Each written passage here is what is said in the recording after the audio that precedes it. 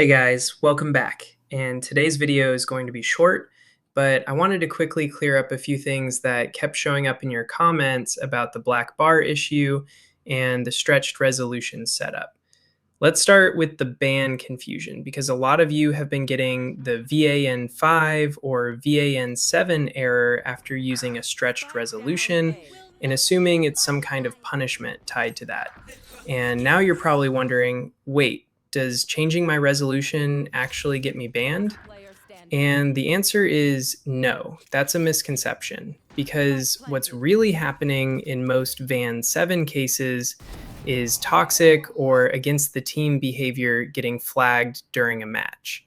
And the other common reason is simply your Vanguard connection dropping mid game, which throws the exact same error even when you haven't broken any rules at all.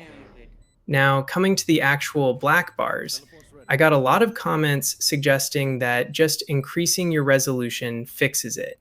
And that resolution method is already covered step by step in my main tutorial. The link is right there in the description. And you need to follow it in the exact same order I showed, because stretched resolution simply will not apply correctly if you skip a step.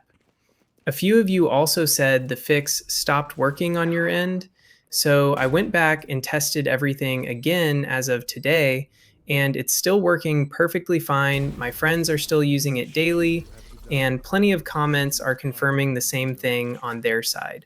So go ahead and take a screenshot of the chart on your screen right now.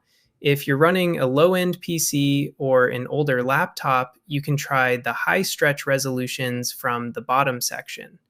And if you want even more options beyond this, just search Stretch Resolution List on Google and you will find plenty more to choose from. The process to apply any of these stays exactly the same.